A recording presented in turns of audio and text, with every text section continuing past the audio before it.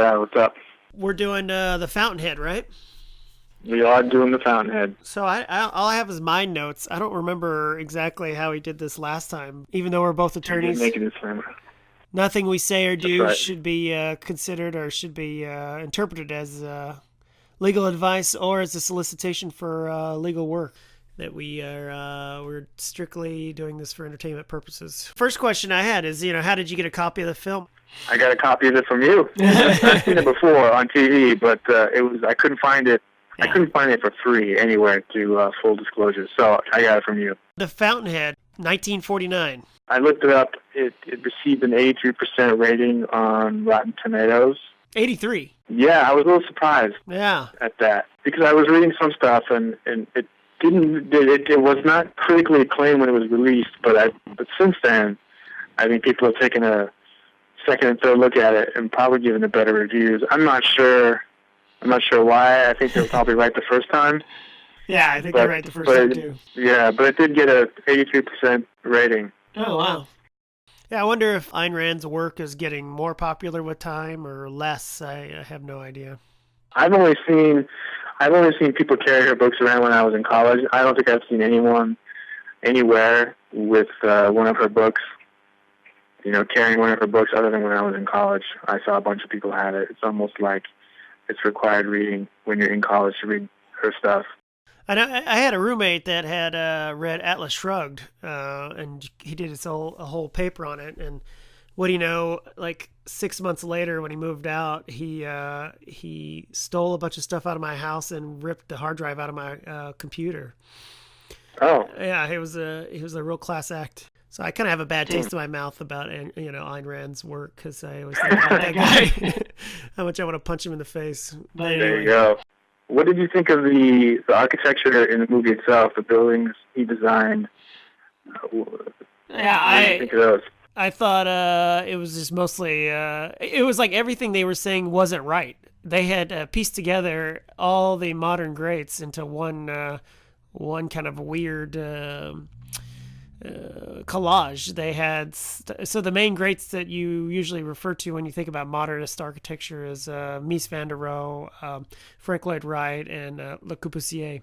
And the work that they showed throughout the film looked like you had copy-pasted pieces of Corbusier and Mies and Frank Lloyd Wright all together. Supposedly, Ayn Rand had a huge crush on Frank Lloyd Wright and wanted to get to know him better, I guess. And the whole book, the Howard Roark character, is based on FLW. That's another reason I wanted to make sure we review this the film because of this weird relationship. And on the objectivist, have you heard? Objectivist is the philosophy of Ayn Rand. Supposedly, they say there that she had met with Frank Lloyd Wright after the book, but before the movie.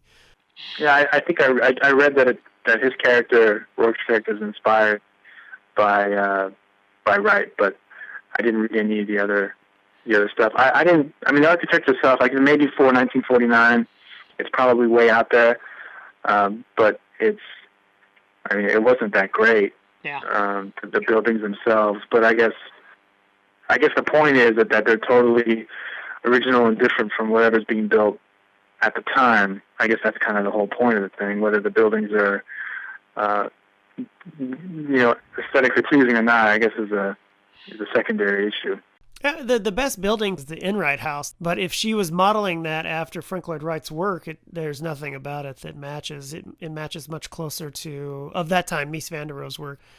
But now it kind of reminds me of this architect named Jeannie Gang. She's actually got some good work out there.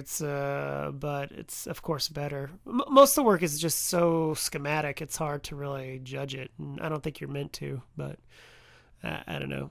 One thing I thought was interesting is that Roark gets a client that actually wants to build a gas station, and Roark says, "Oh, I'll build for anyone that wants my work." And that was actually a kind of common theme with the great modernist designers Mies van der Rohe and Frank Lloyd Wright. Frank Lloyd Wright had actually built one in 1956, an actual gas station. It's located at 202 Cloquet Avenue in Cloquet, Minnesota. And then Mies van der Rohe, who has work that looks a lot like the work in the movie, he built one in Montreal, in 1969. Today they're turning Mises gas station into an actual community center. It actually looks pretty good. I like the Mies one. Yeah, it's interesting you mentioned that because the gas station design is one of the I think maybe one of the 2 or 3 designs of the whole movie that I actually liked. That when I saw the design for the gas station, that was pretty interesting. Yeah.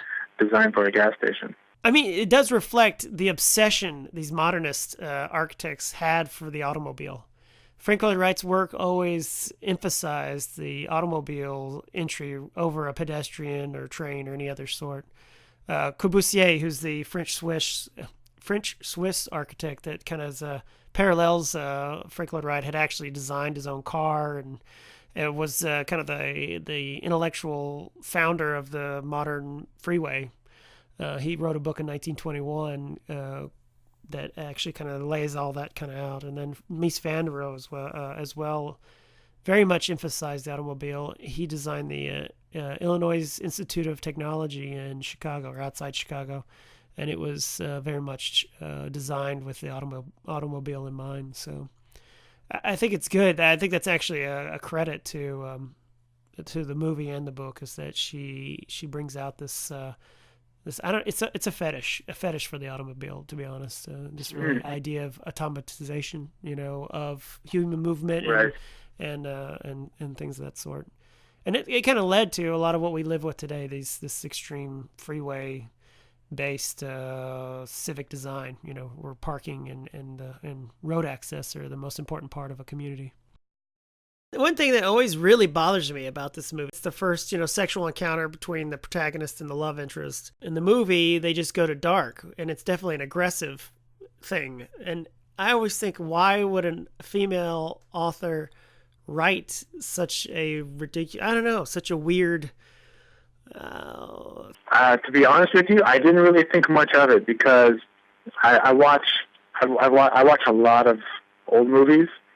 Masculinity in a movie is such a strong theme that it's also not surprising that it's done that way, whether it's a good or as good as can be adaptation of the book, or even if there wasn't a book and it wasn't that way, I wouldn't be surprised if that's sort of the way it would have been had it even not been that way in the book. Do you know what I mean? And not to say that that's kind of typical, but there's a lot of scenes where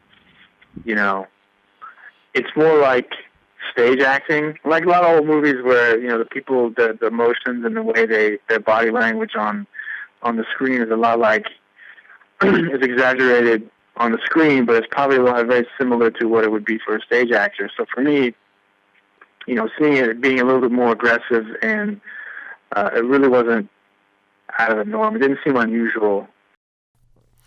Yeah, and then another thing that kind of like, if we want to keep on this, is that in the scene, Gale Wyndham, when he asked Peter Keating to break his engagement, in the book, if I'm not mistaken, it's actually they're married, and he says, "I want you to let me have your wife, or you won't get this project." He basically pimps her to get the big project. That's another thing I thought was interesting, in that I think it may reflect on the times, or maybe that happened more than we know, and then maybe Ayn Rand was the only one brave enough to actually write it down.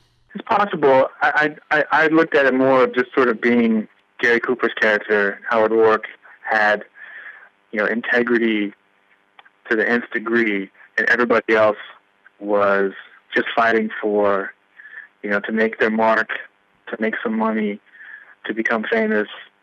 And when he said, you got to break up with the girl, he hesitated for a little bit, but he didn't really. He wasn't really broken up about it, and it was just a matter of this is what it takes to climb up the ladder and become famous and make your mark, and that's just the way it is. And I think it's more just sort of the theme of the movie as a whole, and maybe emphasizes more of Rourke's tremendous integrity and everyone else just sort of being just snakes in the grass and willing to do whatever it takes to get to where they want to go. Oh, another thing I think is interesting. Peter Keating, like I said, right, kind of pimps out his wife, and I thought that was kind of interesting. It's not too different than the plot of Indecent Proposal with Woody Harrelson and Demi Moore from 1993. where Woody Harrelson basically allows his wife to have intimate relations with the Robert Redford character in the movie. I don't know if there's a theme in there. What's that? I said it was for money, right? For $1 million. Yeah, for $1 million. Whatever it was. And why do they need the $1 million? Because he wants to do great architecture. I thought that's an interesting tie-in that I hadn't remembered. I definitely think we should review Indecent Proposal. I think it's on our list, isn't it? I think it is. I haven't seen it, so I'm looking forward to it. Oh, yeah, good. There's some really good architect speak in there, so it'll be good to see again. In the movie, in the book, and they say this a lot, Roark's best work is only possible with contemporary client relationships, where the client embraces the architect's vision, and then the architect grows with the client in their projects. Remember, the Enright House and Gail Wyndham's Country Estate are probably supposed to be these models of great architecture. Those aren't him on his own. They're actually an expression of the client, designer relationship gone right. But you're right, though. I mean, he can't do it unless the client believes in his abilities and what he's doing. Yeah, and the client animates the building itself. I mean, they're the ones that either are going to sell it, or they're going to live in it, or they're going to lease it out, or any of that sort. I mean, design comes with the client's input in their animation, I believe. So I thought that was proven or shown in the movie without. Yeah, you're right on that. And just talking about it, it sort of makes me go back to the movie itself. I mean, that the clients themselves, other than the Enright client that was in it enough and was thanking him and was saying that it was a great design, but really the clients are almost dismissed. You're right, as if Roark is doing this all on his own and building these things, and I guess you sort of just infer that the clients are supporting him and believing him. But I think it would have been, it's almost like the movie's made in a way where he's the only person that has any integrity. Yeah. And his clients should also be featured because, they believe in the guy, so they have a certain amount of integrity too, that they're not going to build something that everyone else builds. But they're just non-factors. Because they have the money. They almost have more integrity by sticking to him and not going along with someone else that'll give them exactly what they want. Right, because he just builds it and walks away. But, Enright has to actually, rent those places out. Yeah. And all the other buildings, people have to live there and they have to rent them out. Eventually they have to sell them. So the client is taking a huge risk. Yeah. And they're just sort of non-factors in the movie when, you don't want to have the clients all over the place and be featured characters in the movie. But it would be nice to make it look like he's not the only person on planet Earth that has any integrity. Well, I think, the screen just from the opening scene of the movie all the way through, you're just sort of slapped in the face constantly over and over and over again about how much Roark has integrity and how little everyone else has. And in some sense, the issue of integrity, I mean, it's essentially the movie itself. I mean, all the other stuff that happens is just, he has all the integrity nobody else does. That, for me, there's one reason why I didn't like the movie, that I don't like the movie, is that, because there's really nothing else in the movie. The characters don't have any... Yeah, they don't grow. Character, for lack of a better word. They don't have anything... I have to say, I mean, that's kind of a nice thing about Indecent Proposal, if we're going to juxtapose these two movies, is that they do go through, everyone goes through the struggle of compromising their own integrity for their ultimate goals. It's definitely a more compelling story that way. But at the end of the day, there's nothing in this movie other than he has a ton of integrity and nobody else does. Yeah. People have to have integrity. Stand up for what you believe in. Don't compromise. Don't budge. Eventually, you'll succeed. Eventually, people will see it your way, which is not. I don't think it's. I mean, that's not real life. Well, what's interesting is when you're talking about the board, handling architects, and I mean that was pretty much, you ran into that all the time. And I think that kind of goes to what I don't like about the movie. Is that the movie's 2 hours and change, and pretty much from start to finish, at every turn, he is a wall's put in front of him, about his style and what he can't do. And then the dialogue in those particular scenes, like, you couldn't really write that. I don't think you could write that nowadays. It's almost too, like, he himself has too much integrity. I think it's too much in the movie where that's pointed out, and that his integrity is almost like a character unto itself rather than part of, Howard Roark as an individual. All right, so let's. So we have the Riazi star system again on this project. So I think this is 0 stars. I would not give this any Riazi stars because I don't know if it's really worth watching. It is to me. It is basically painful, almost as painful as the book to watch as a cinematic event. I would probably give it a 1 only because the movie it's not a poorly made movie. It's just the movie itself isn't very good. 1 star means that you should watch it. Remember, we had this rule where you would actually endorse someone to watch it and put it on their Netflix account, or this is like based on the Michelin stars. You think you would divert someone's attention from Star Wars or some other movie to watch this film? With that criteria, no, I would not. I guess it would be a 0. Good. A no star. So, what do you think about what is your architectural star assessment? Since I get to make the final word on the architectural value of the film.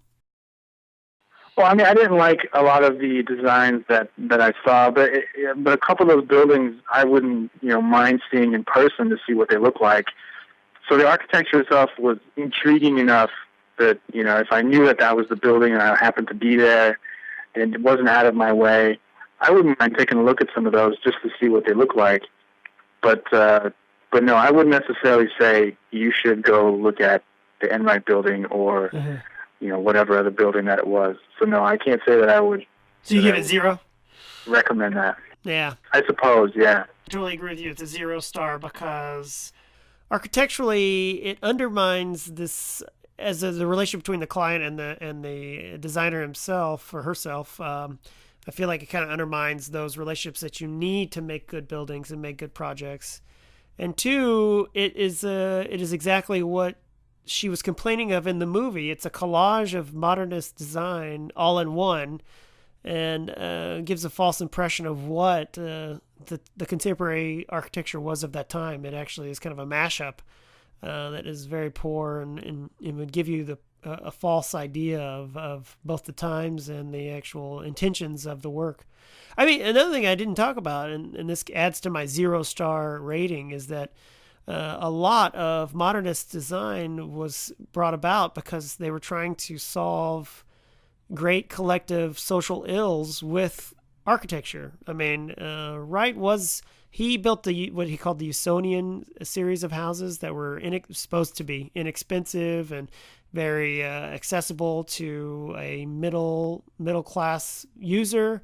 Also, Corbusier, in the Swiss French contemporary and contemporary to Frank Lloyd Wright, also was trying to solve big social problems, what would be like collective problems that she's rallying against with modern design. They wanted to use cheap materials that could be replicated and used universally for human, positive human activity. So it almost strikes exactly against her ideas on that are expressed in the book. So I give it 0 stars. I feel like she kind of like totally missed the boat on this, and I don't know if I would almost suggest people not see it and not taint their mind with this information.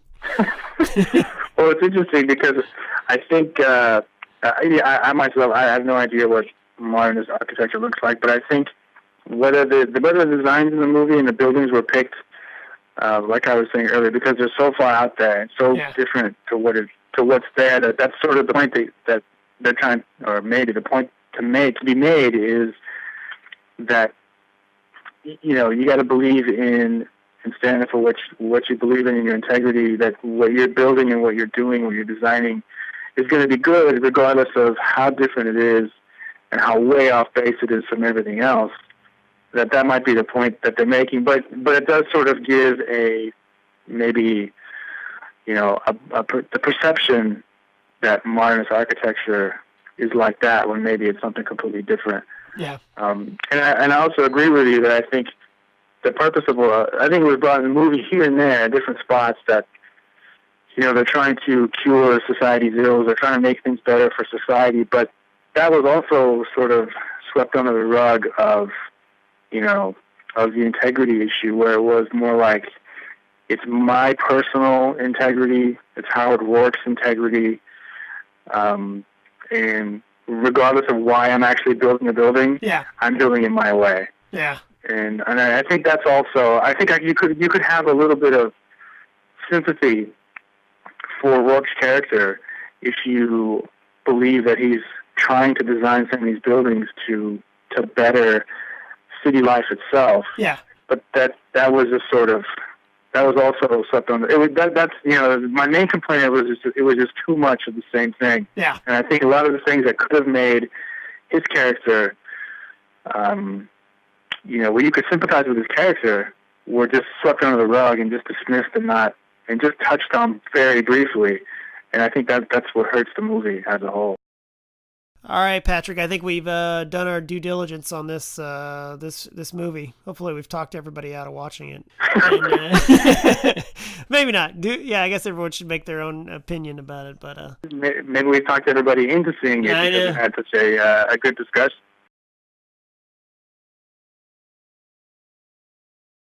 So I guess the next one we're going to talk about is 12 Monkeys. Yeah, and I haven't seen it in a long, long time, so it'll be good to see it with a different perspective. So hopefully, I remember liking it when I first saw it, so hopefully I will like it more this time.